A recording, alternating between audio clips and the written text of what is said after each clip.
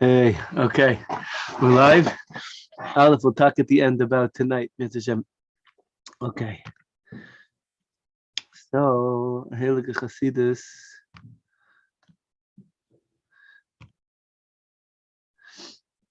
We saw yesterday, Latov Lahodos Lashem, Lazamer Lashimcha Elyon, that there's two kind of modes of relating to Hashem. There's one level where we are relating to Hashem kind of like as a character, a Yud Ke Vav Ke, Hashem who gives us life, and we're thanking Hashem. But then there's Shimcha Elyon, which is totally above our regular perception. And Baruch Hashem. And there, and this is we have in Tehillim 92, the Tehillim for Shabbos, Mizmor Shir Yom HaShabbos. The first line is Tov Lahodos Lashem, L'Zamer L'Shimcha Elyon. That this is Judaism. We have so many songs, Reb Shlomo song, and many other songs. Tov Lahodos Lashem, L'Zamer L'Shimcha Elyon. How good it is to give thanks to Hashem and to give song to Shimcha Elyon. Shimcha Elyon, we've been learning this is related to that great light of Yovel. The Shimcha Elyon will really be revealed, how Hashem is behind everything, even our own efforts. And that's this place of tremendous freedom where whatever we do, it all belongs to God the whole way through, right? And like we've been talking about, there's free choice, and then there's the fact that it's all Hashem. And it's just, mamish, very, very deep. The Rambam writes, we mentioned the Rambam writes in Hilchos Tshuva, I think it's in Perek Gimel, maybe it's later on, I forgot, maybe Perek Vav, that we have to believe that there's such a thing as free choice.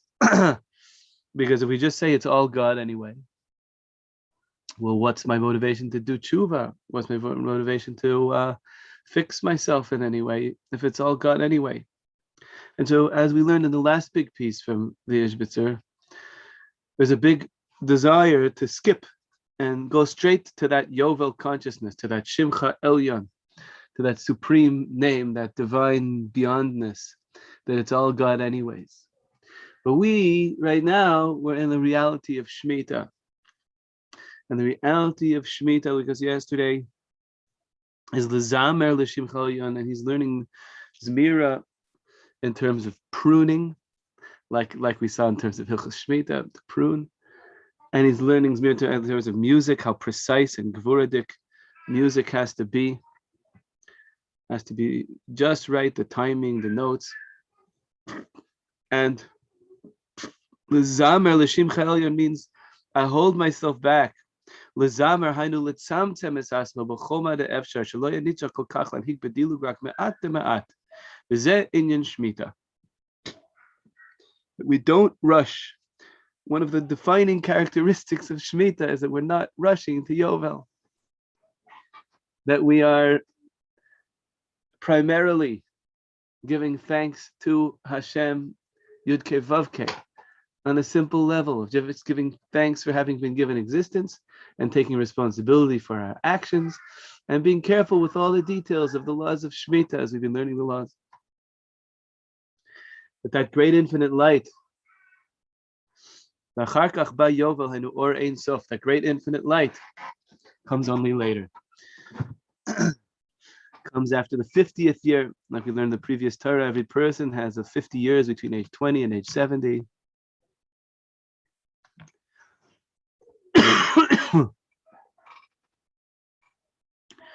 And we saw yesterday how that revelation of Yovel, of Shimcha Elyon, has to do with being shown clearly how much we really are an outgrowth of Hashem. Our yichus back to Hashem, our kind of family tree going back to Hashem. Whereas exile is when we have a sense of being disparate existence, a disparate thing that's disconnected from Hashem. And redemption, Geula, is knowing that we really come directly from Hashem. And while we're in Galus, while we're in exile, so everybody is going to have some kind of complaint. I spoke yesterday how slichas are saying now, slichas in the plural. There's a very big inyan to ask Hashem for forgiveness and also, so to speak, to forgive Hashem. And in this way to connect with our everyday lives, not to melt away into, not to try to jump and skip and go straight to the Shimcha Elyon where it's all God anyway, because we're not truly holding there. But what we can do is try to do that work of believing that it's all for the good. And even if we can't see it at all, but to do our best to forgive Hashem. Very deep work. Not doing it justice by just mentioning it.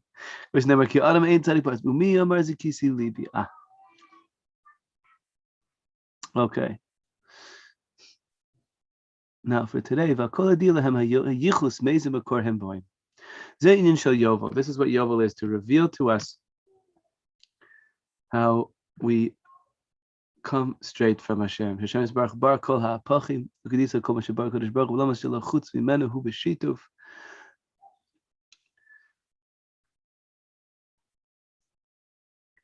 Mentioning how when Hashem makes the world, everything He makes needs each other, like heaven and earth, day and night, body and soul. Everything has these binaries, doubleness to them. Only Hashem is the single creator behind all of them. And then he says something extremely fascinating and important. He's going to spend a few lines on.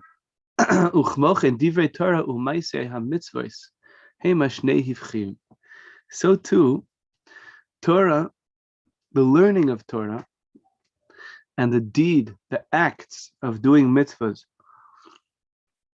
are also two opposites. Divrei Torah yochel adam liknais b'loy kesef uv'lo mechir. To learn Torah, at least it's supposed to be. The halacha is the one is not allowed to charge money for the study of Torah. The only reason why it is widely done, not many people maybe know this, pay Torah teachers, only you're paying them for their time. You're paying them not to work. But the Torah itself, you're not allowed to charge for it. That's as far as the oral Torah goes. To learn, like a bar mitzvah parsha, to learn the trup, the music, and how to read the words of the written Torah, this you are allowed to charge for, and there's reasons for that we're not going to do right now.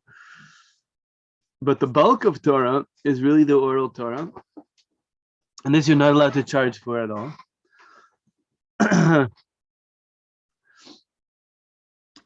And when it comes to the toil of Torah study, shtadlusa deraisa, kolman deboy zachiba. Anyone who wishes for it can get it. Ishtadlusa kujabrichahu below agra klal, with no cost. And the Gemara brings proof for this, by the way. The Moshe Rabbeinu first got the Torah for free, right? So it can't be that somebody down the line charges somebody. It means someone got it for free and is charging. But the Zohar Kodesh points out this difference. But when it comes to doing a mitzvah, mitzvahs you have to be ready to spend. Talis, tefillin, Shabbos candles, Shabbos food, staka, esrog, lulav. Every mitzvah that we do, it's actually a according to the Zohar, it's forbidden. It's a problem to be able to acquire those mitzvahs for free. What is meant to spend on them? Agar shlim, supposed to pay full price. The Inyan who, what's the concept? Kibedivrei Torah hu mashiyesh la'adam havana niknetz lo benakel. Why is it that Torah you don't pay for and mitzvahs you should pay for, according to the Zohar HaKadosh? Because Torah is something that Bezrat Hashem, you understand and you make it's the same word in Hebrew. You make an acquisition, a grasping of the mind. It becomes yours. Hopefully, it says easily, benakal, easily becomes something. That's what Torah is. It's meant to be. To find teachers that can help you with this, books that are the right books for you, etc. And then you're able to acquire it. Mamash becomes in you forever. Aval ma'aseh ha-mitzvahs, but the acts of mitzvahs, ein la'adam bo havana. There's something really amazing about a mitzvah. It's an act. I can't quite wrap my mind around it. I have an experience of it, but it's an interface with the great wide world. It's something my body does, not something my mind does. A mitzvah is always outside of our understanding. Ein la'adam bo havana.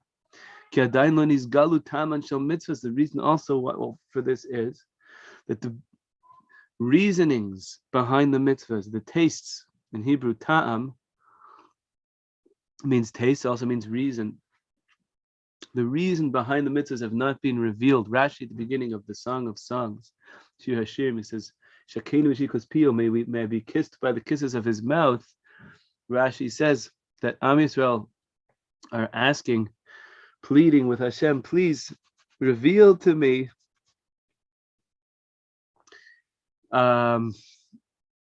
just like you did on Mount Sinai, on Har Sinai, you revealed to us the mitzvahs, now reveal to us the reasonings behind mitzvahs. Okay, in the Torah it says a little bit about why we have tefillin, but why does it have to be black? Why square? What are the extra pieces of leather that go down? What is this? What is it really? What is it really doing to do these mitzvahs? And that which a person cannot quite grasp, right? Because what we understand with Torah, we can understand a certain degree of how mitzvahs, of what mitzvahs are about. And the study of chassidus in general is understood to be like a taste on Friday. You know, it's brought in halacha that one should taste all the foods for Shabbos on Friday. So you have already a little taste of Shabbos, also to make sure that it's good.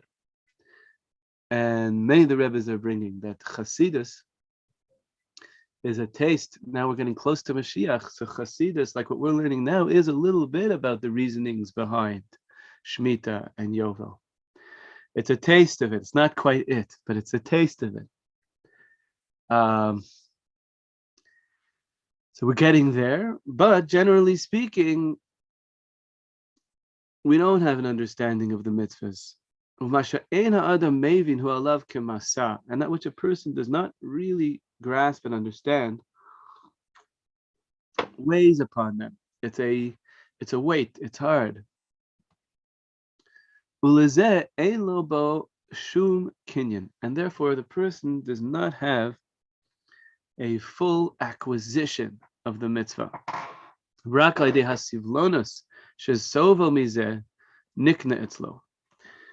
How do I acquire the mitzvah? I have to suffer for it a little bit.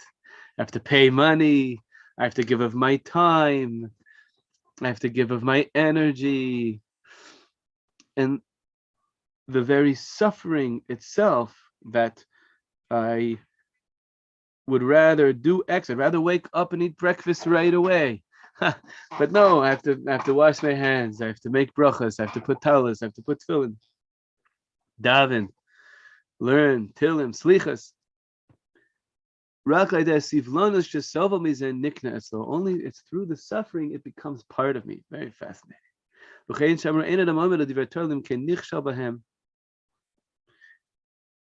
Similar actually to the way that Chazal describe learning the deeper understandings of Torah, which is that a person needs to fail at them first, and having failed at them, then you remember them more deeply when you finally understand them right. It's like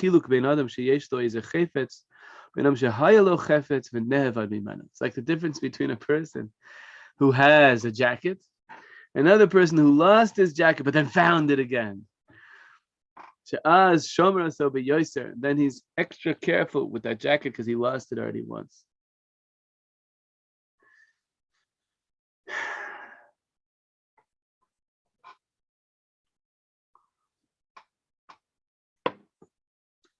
Uchadeisa b'Gemara, ha milsa ivlaili utkilali kakula talmudai, that a person who lost, he forgot something, and then when someone reminded him of it, he said, it's worth all my learning to have been given that back.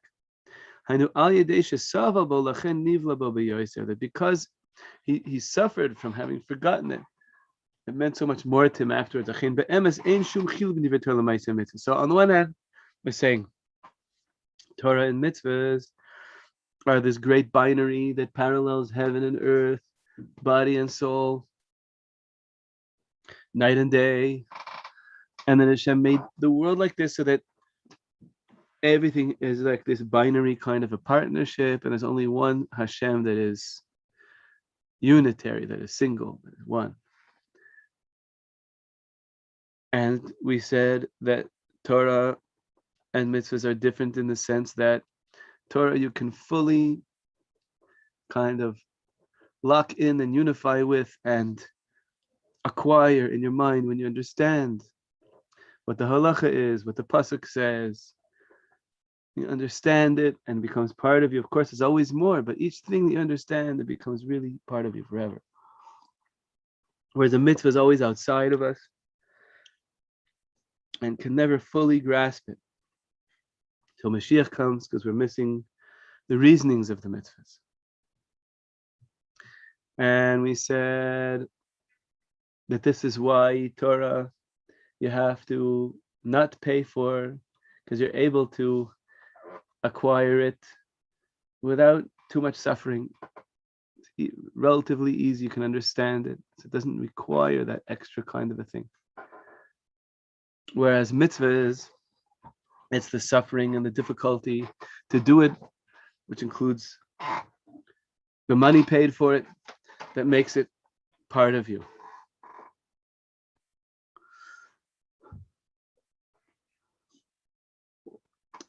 And so we're seeing Torah and mitzvahs as being these two very separate, very different things. But now he says, but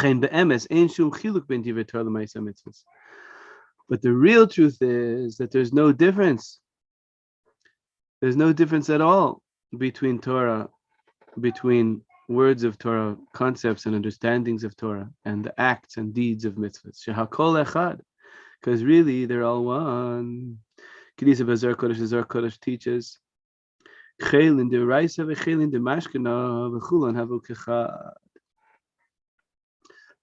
who are in the troops, who are the chelin, those who are in the battalions of Torah study, that their soul is like a Torah study soul, and those who are chelin de mashkina, those who are from the Mishkan, the deeds, the acts.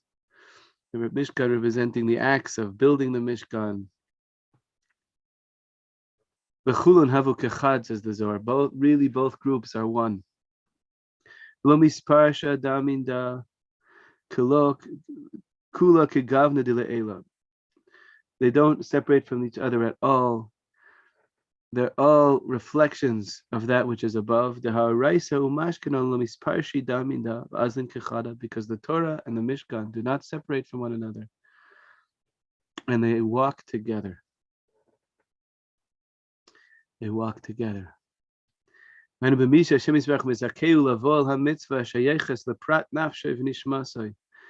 this talking about? This means not just any mitzvah, but when a person merits to reach the kinds of mitzvahs that are mamish, the kind of mission of their soul.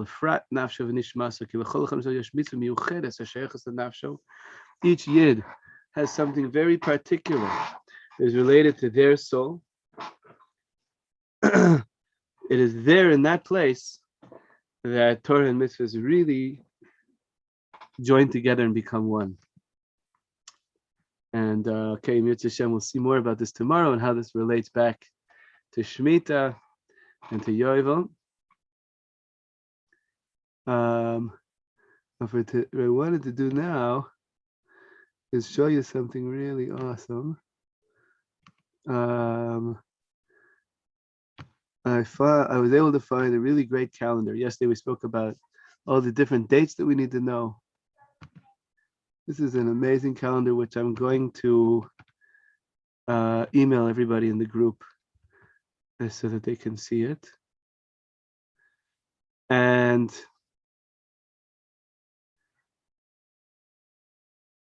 here, so let's look at these dates. This is a very fun and special thing. Oopsie. Okay, so watermelons, right?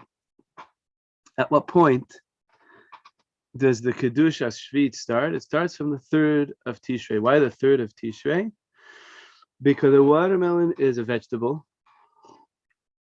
The year of a vegetable is determined by its date of being picked, right?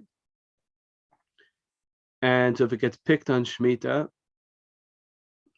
then it has the holiness of Shemitah.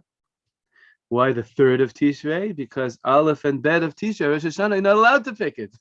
But theoretically, if somehow it was picked or something. But okay, Kedusha Shvit, the holiness of Shvit starts on the 3rd of Tishrei. The rabbinic rule forbidding Svikim. Remember, the rabbis saw 2,000 years ago, people were not keeping Shemitah properly, more than 2,000 years ago. And so they forbade vegetables, legumes, grains. Okay, but they only forbade those vegetables, legumes, and grains that grow on the Shemitah year. Watermelons that are picked from the 3rd of Tishrei on grew more than a third, which means they reached halachic maturity. They grew more than a third of their growth during the 6th year, the year previous to Shemitah. And so the watermelons are only forbidden as sfichin from the 12th of Shvat, because it's from then that the earliest watermelons might start to get harvested from the Shemitah year. So from Rosh Hashanah until the 12th of Shvat, watermelons have the holiness of Shemitah. But they are not forbidden because of Svikim until after 12th of Shvat, because those are the ones that grew on Shemitah. When's the time of the beer? Like we spoke about yesterday about beer. When is the time of the beer of watermelons? Is Rosh Hashanah, Reish Aleph Heish is Rosh Hashanah, of Pei Gimel, of Tafshin Pei Gimel, this meaning not this Rosh Hashanah, but next Rosh Hashanah. So one would have to declare them as ownerless if you have a bunch of watermelons left, like we said yesterday, a good amount, more than 3 meals worth. You would have to declare them ownerless on the day before Rosh Hashanah of next year. At what point next year can we start eating watermelons? Right? Because next year, from Rosh Hashanah and on, there's going to be a bunch of watermelons that are still holy with the holiness of Shemitah. Hopefully, they were all declared ownerless by the time of Rosh Hashanah, at which point they can be reacquired after there's no more watermelons left for the beasts of the field, like we spoke about yesterday. But they'll still have the holiness of Shvis. At what point can we say, and also they will be forbidden as Svikim. They'll be forbidden completely as Svikim. Right, from the 12th of Shvat, and then on Rosh Hashanah you still have to do beer on them.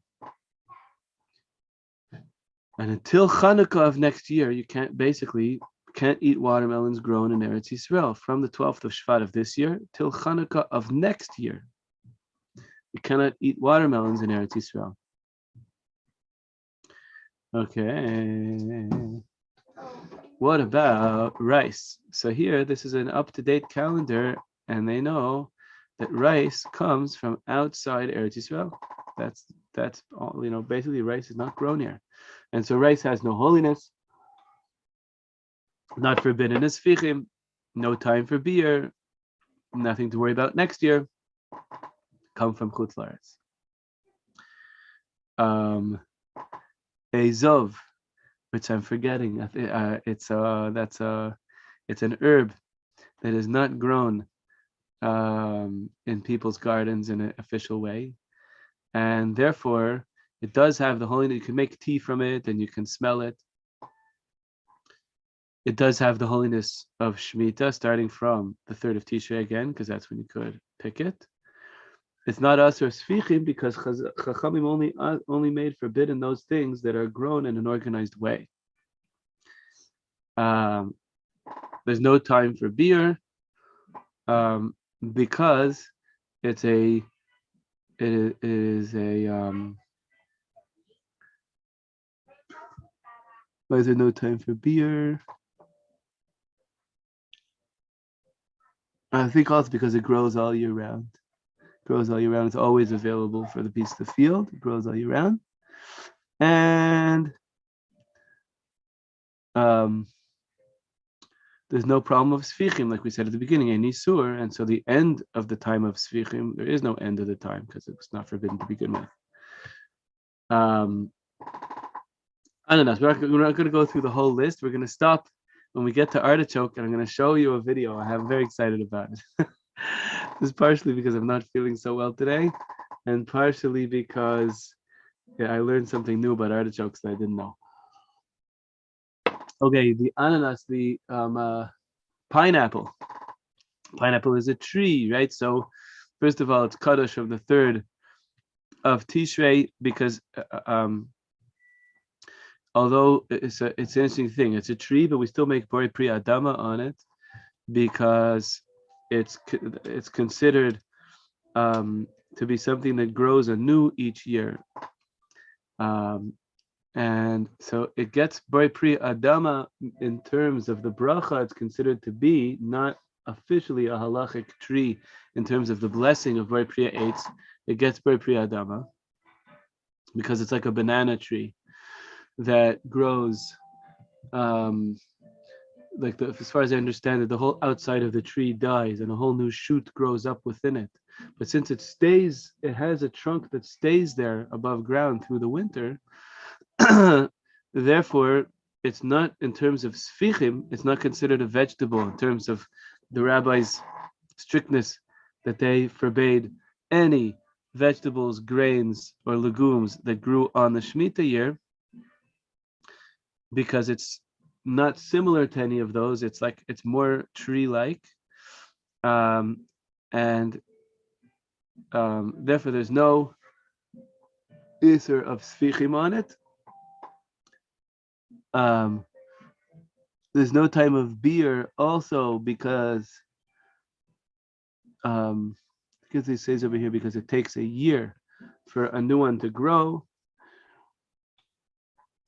And in Isser, there's no end of the time of Svichim because it never started with being forbidden as Svichim to begin with.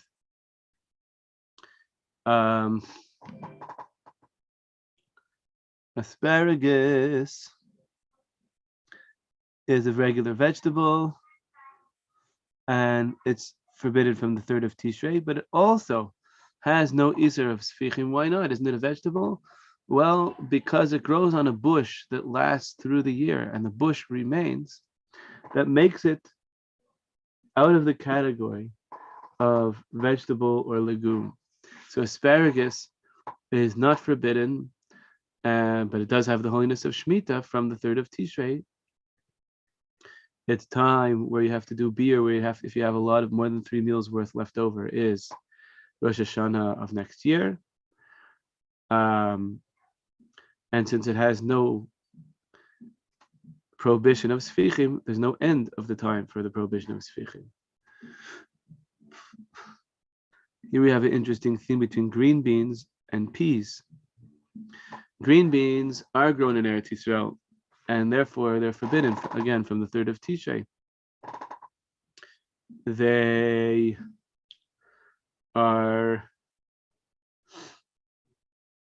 from the 23rd of the 2nd Adar. This year there's going to be 2 Adar months. From the 23rd of Adar, there's going to be new green beans in Eretz Yisrael.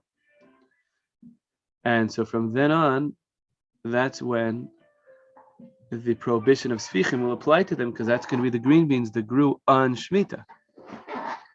When is Biur? Is the month of Tammuz of the Shemitah year. And at what point can I start eating green beans again? In next year in Tafshin Pei Gimel will be Chanukah of Tafshin Pei Gimel.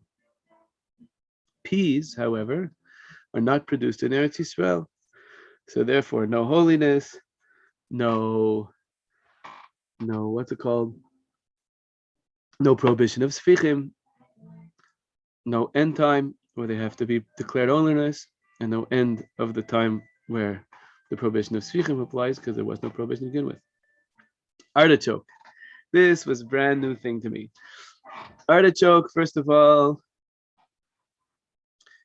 Zayin Cheshvan is when the holiness of Shvis applies to them, because it's only when they are picked from Zayin Cheshvan and on that we can say that they grew a third on the Shemitah year.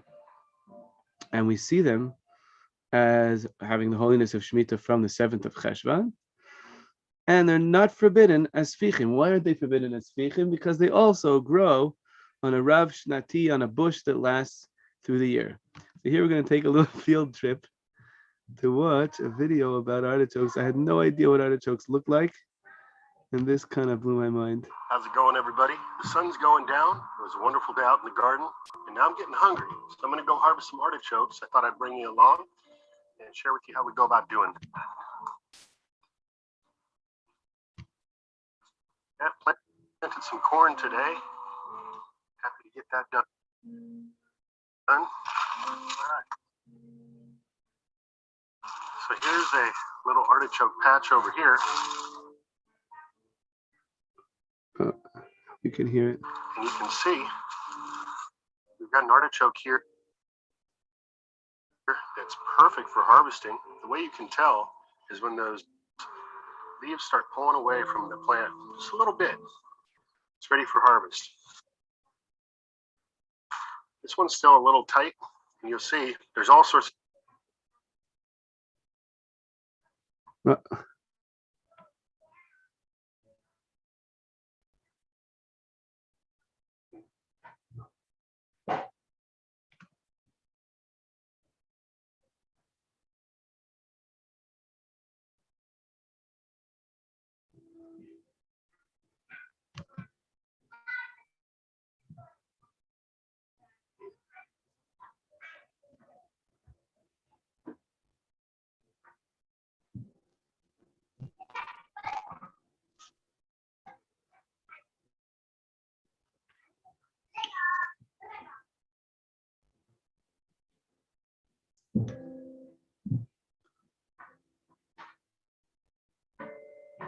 Okay, there's something wrong with unfortunately, with beaming it through. I guess when you're live on YouTube, it's hard to show a YouTube video. But in any case, I was just blown away by the beauty of these artichoke plants. What's that? Here's another one. Just perfect. You don't want to wait too long. It's back. 1 second. Let me try again. The artichoke heart especially becomes a little unpleasant. So you want to get them at the right time. The center stalk is always going to grow the largest artichoke. And these little side branches are going to have smaller chokes, but still eat them.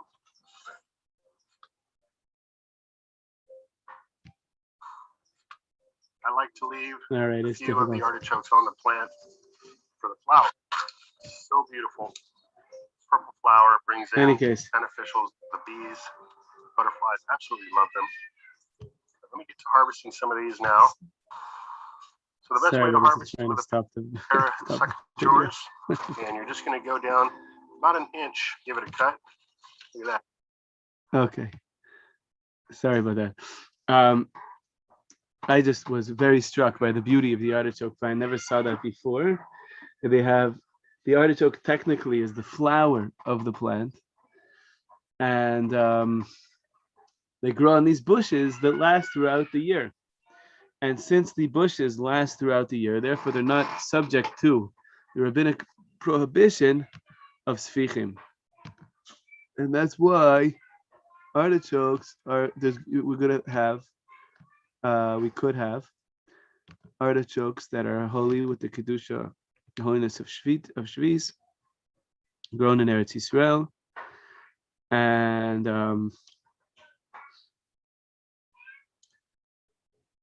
they're not forbidden. They're not forbidden under the prohibition of Svikim because they grow on these beautiful plants. I hope you're able to see them. So the time at which point you have to declare them ownerless is the 1st of Sivan. And again, like we said yesterday, right? The practice, how does this work exactly when you declare them ownerless? We said yesterday, take it outside in front of 3 people. Could be 3 people who know you and they won't take them from you, and declare them ownerless. You only have to declare them ownerless if you have a large amount, more than 3 meals worth. And then you could take them back into your house as ownerless artichokes and say, they are ownerless, and even though I'm taking them back into my house, I am hereby not having intent to acquire them. And you could even eat from them while they're in your house. And they just stay ownerless until there's no doubt anymore that all the artichokes out in the field are no longer available to the beasts of the field. And even though we can't know exactly when that is, it doesn't matter because you just say they're ownerless until whenever that time is. That's the way beer works. Also something called a Jerusalem artichoke. Get a little better look at here. Opa. I'm not sure I can move the page around so much. Okay.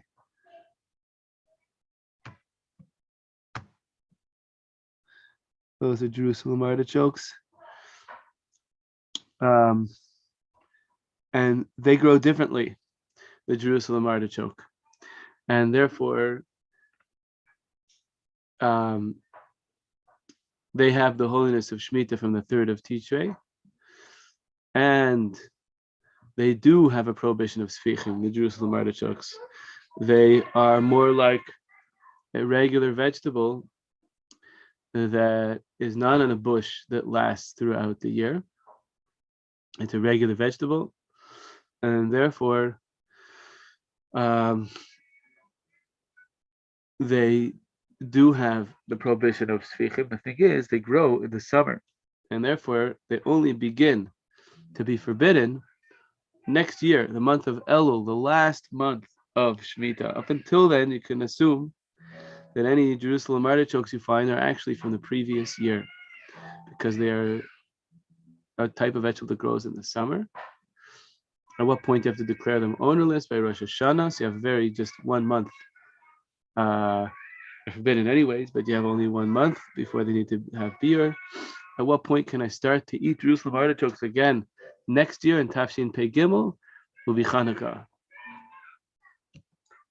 See if there's a few more interesting ones you can look at.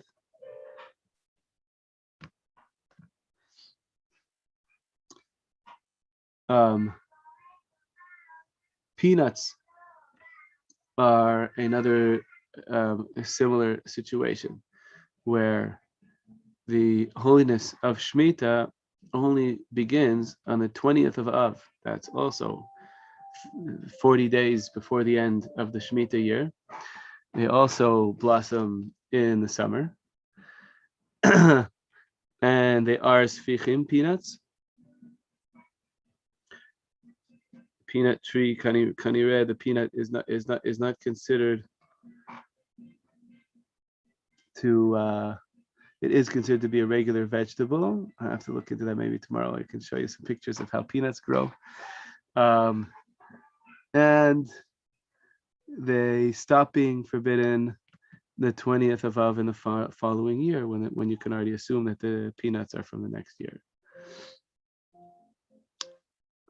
Bananas, even though they grow, even though they are borei pri adama, they're similar to pineapple. Even though they grow on what looks like a tree, the bracha is borei pri adama, because again, if I remember correctly, the tree is considered to be a whole new growth each year, and therefore, in terms of the blessing, it gets Bori Pri Adama because it's not considered to be like it's the same tree that put out a new banana from the same spot on the tree as the previous year.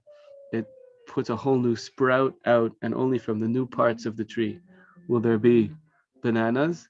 And hence, in terms of a blessing, it's Bori Pri Ha'adama, fruit of the earth, not fruit of a tree.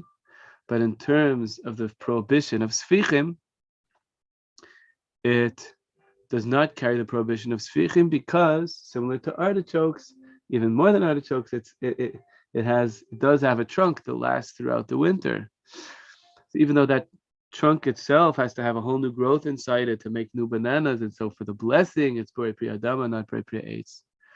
But in terms of prohibition of Svikim, there is no prohibition of Svikim,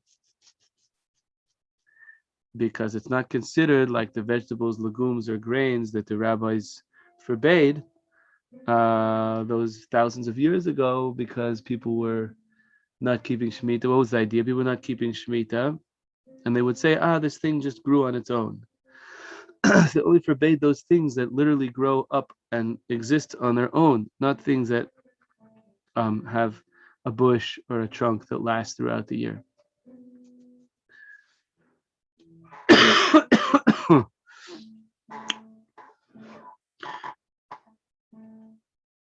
Once again, the prohibition of Svikim was because people would say it grew on their own when really they had plowed the earth and planted and done all of the different and reaped and harvested and done all of the work of the earth that is exactly not allowed to be done on Shemitah. And they would say, well, it just grew on its own, and I just gathered a little bit of it on my own.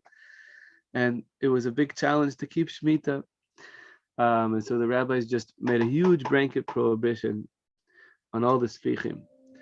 But that did not include things that grow on bushes or trunks that last throughout the year. Even if the things that grow on the bushes and the trunks, like artichokes, pineapples, and banana, they have a Borei Pri Ha'adama, they're considered fruits of the earth, not fruit of a tree. But in terms of the prohibition of Svikim, they're considered to be like trees, tree-like enough that the rabbis didn't include that in their prohibition. So there's no prohibition of bananas. You can have holy bananas.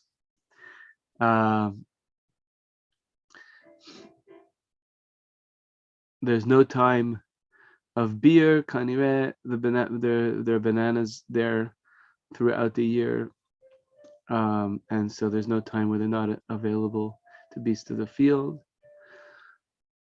And since there's no prohibition of Svikim to begin with, there's no time later in the next year that you have to watch out for when you can start eating bananas. You never had to stop eating bananas. Okay, see if we can find some interesting cases.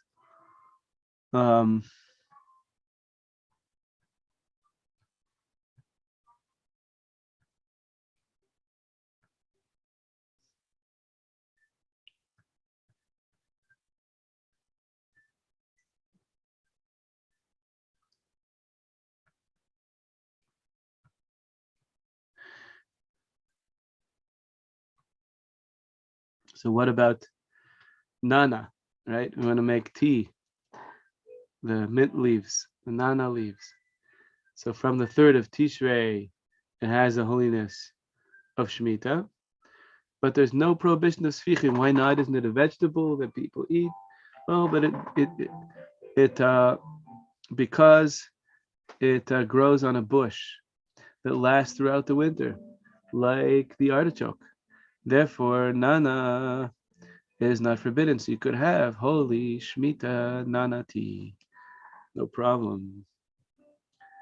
It has no time of beer, also kanira, because the leaves of nana are available out there for the beasts of the field and how much they eat it, but they're there. And there's no time for the prohibition of Svikim to end, because there's no prohibition of Svikim to begin with. Soy comes from Chutz La'aretz, comes outside Eretz Yisrael, so no prohibition, no time, no prohibition. Let's see, anything else interesting? We mentioned before, mushrooms are considered to be something that does not grow from the ground. Einan nidon ketsemach. It's not considered to be something that grows to the ground at all. What the blessing on mushrooms is shehakol ni'eh bidvaro. Therefore, mushrooms have no holiness of shemittah, no prohibition of svikim, no time where you have to declare them ownerless, no end of the svikim prohibition because there's no prohibition to begin with. Okay, Mrs. Hashem, you get the basic idea here. And